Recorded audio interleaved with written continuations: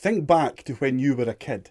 An abstract concept known worldwide as the boogeyman is widely known and depicted in various ways across countless cultures all throughout history. For some people, it was a creature that lived under the bed and would snatch your ankles if you dared put a foot to the ground. I remember when I was younger, I would leap from my bed into the doorway so that the boogeyman couldn't get me. Oftentimes it would be the darkness of an unlit closet that would provide the hellscape for what horrors lay within.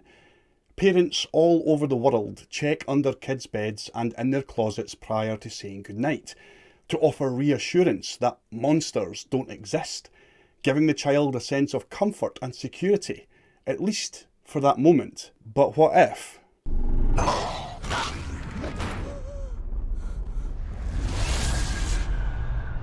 Hi folks, I'm Johnny and welcome to The Oddest.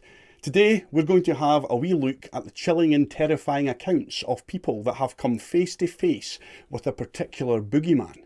So sit back, relax and get your cup of tea ready, all cosy and safe. And remember, there's no such thing as monsters.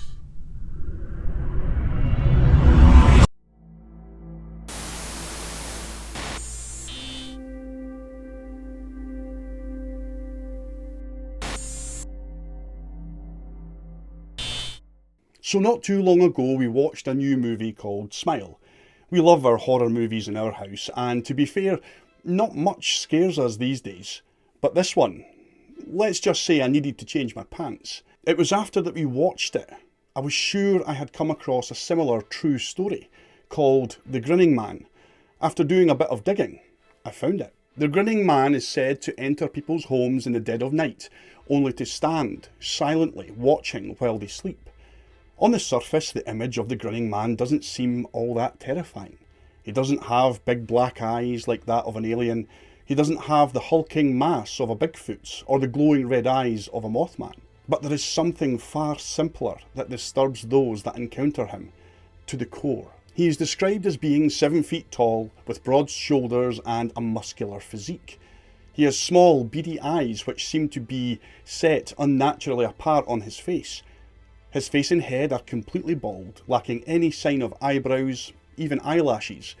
The other simple yet terrifying feature is the fact that he sports a constant, wide and menacing grin. Witnesses have said that his mouth smiles, but his eyes do not. They also report that aside from the nightmarish smile, that they have an overwhelming feeling of pure dread, almost like they are staring death in the face. The earliest recorded sighting of the Grinning Man happened back on the 11th of October in 1966 in the small city of Elizabeth in New Jersey. Two young lads by the name of James Yankaitis and Martin Munov were returning home from the movies at around 9:45 p.m. They were walking along New Jersey and 4th Street. They found themselves walking underneath the New Jersey Turnpike. It was late at night, and under the turnpike in that tunnel was not the best place for two young lads to be. The constant groan of traffic several feet above their heads, with only small slivers of light eking their way into the underpass from the streetlights on the road above. I can only imagine that their walking pace took on a much faster step as the two boys scrambled to get out the other side. Running along the path that the boys were walking on was a high chain-link fence. Directly on the other side of that fence was a concrete slope which led up to the underside of the turnpike overpass. There was a rumour going around that night that a woman had been chased nearby by a huge man wearing a dark green suit. Although this was in the forefront of the boys' minds, they continued chatting about happy things as they nervously negotiated their way towards the mouth of the tunnel. The boys were almost out and back to open skies when James suddenly noticed someone standing on the other side of the fence. He nudged his friend and said, "Who's that?" Martin turned and both boys noticed a figure standing in the short bushes. He was extremely tall and well built. The boys said that he was wearing a green suit that was almost reflective, and his full attention was on a house across the street about 200 metres away. He didn't seem to notice the boys at first. He didn't even notice they were there. But after a few moments, the figure slowly turned to face them. The boys would later say that he was the strangest man they had ever seen, and that his face didn't even seem human. The most disturbing thing was, he was just staring blankly at them, not moving, and grinning the entire time. It's safe to say that the lads hot-footed it out of there and didn't stop running until they reached the safety of their homes. As a remarkable coincidence, famous author and UFO expert John Keel was in the area shortly after that encounter. John Keel was the guy that we spoke about in a previous video about the Men in Black. He's the dude that wrote and investigated the Mothman sightings in Point Pleasant. He heard about the boys' story and set up an interview with the consent of their parents, in which Keel would speak to the boys separately. A proven technique for getting to the truth of the matter and preventing any collusion. Both boys gave the exact same description. They both also indicated to Keel that the exact spot where they saw the strange entity. It was discovered that the UFO sighting that Keel was there to investigate had occurred on the very same night that the boys had this strange encounter. It wouldn't take long before connections and parallels were drawn and conclusions were made as to the otherworldly origins of this grinning man. The next eyewitness account occurred around 500 miles west of Elizabeth in West Virginia.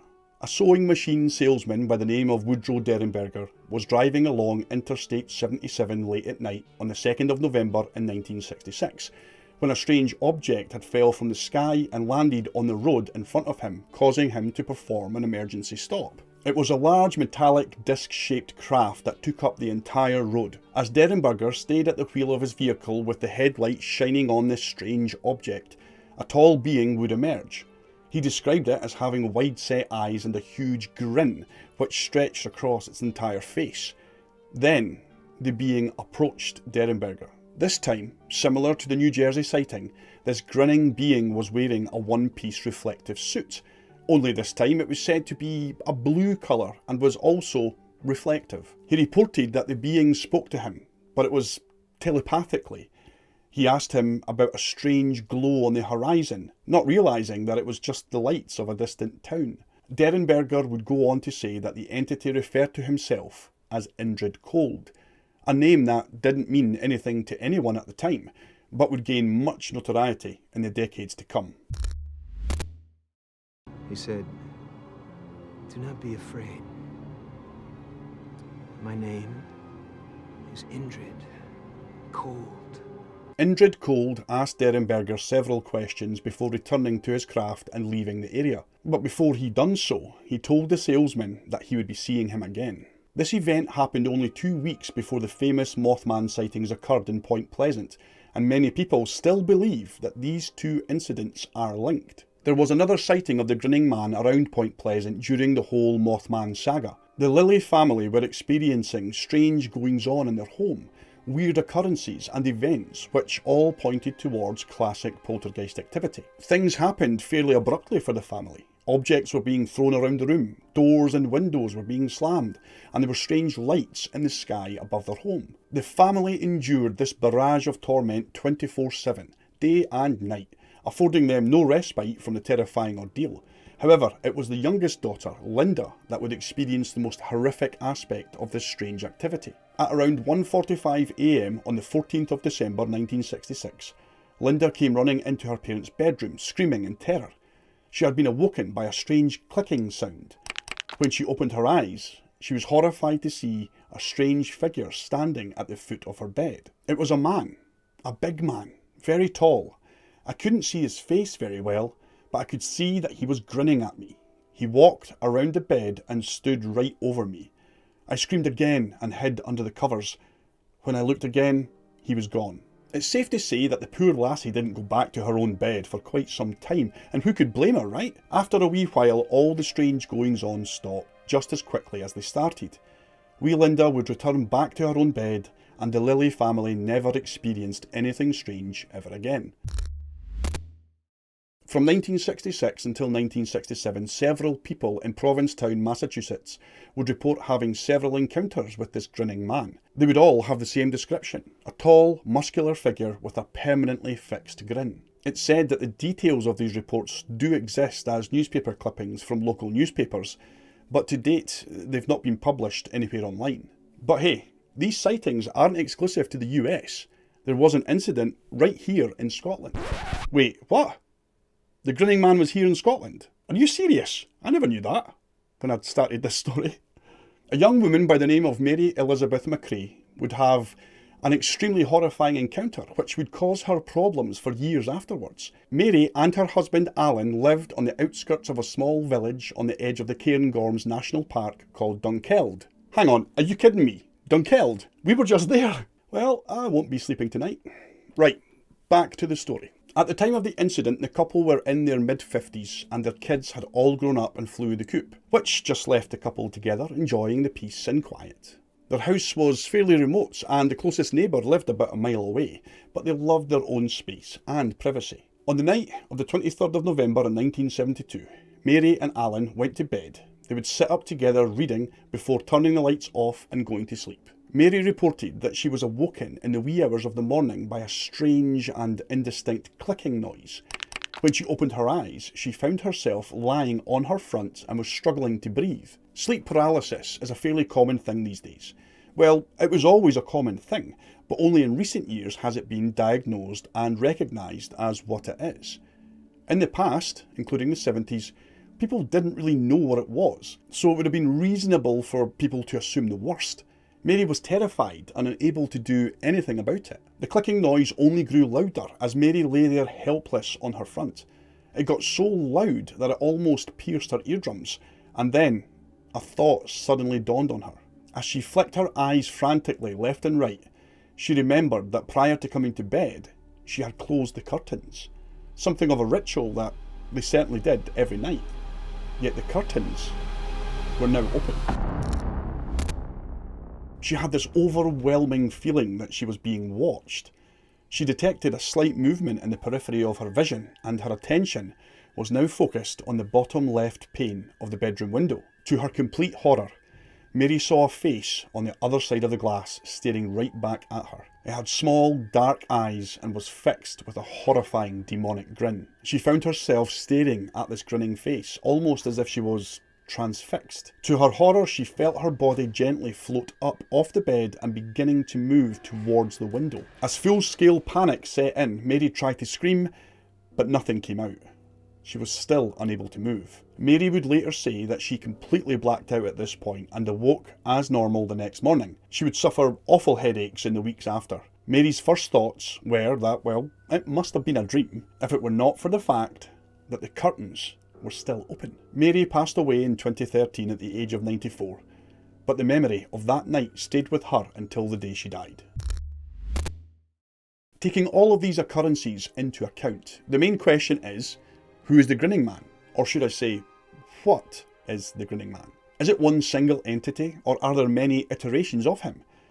Could it be an extraterrestrial race that have adorned a fixed grin because, well, they believe that it could make them more friendly when they interact with humans? The clicking sound heard by Mary and the Linda Lilly encounter are common aspects of alien abductions. Some abductees have also came by the name of Indrid Cold, similar to the name stated to Woodrow Derenberger during his experience.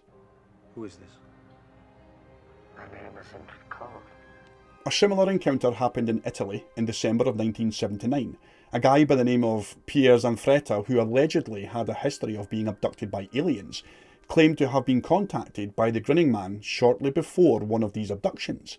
He also said that this man referred to himself as Indrid Cold. Throughout his life, Woodrow Derenberger would go on to say that he was visited many times by the same being claiming to have the name Indrid Cold, the same entity he met on the road that dark night back in 1966.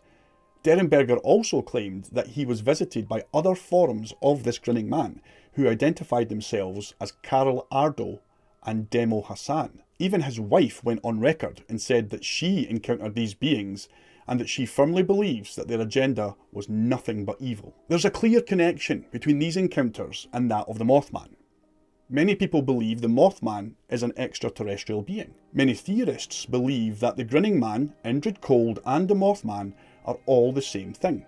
See, the thing is, if we have a look at all of these accounts with Sherlock Holmes' critical way of thinking, it's clear that at least 3 of the reported sightings of this Grinning Man all begin and end with the writer John Keel. He was the first to write about them in his own books, and of course would have taken artistic liberties and applied his own biases. It happens all the time and continues to happen here on YouTube.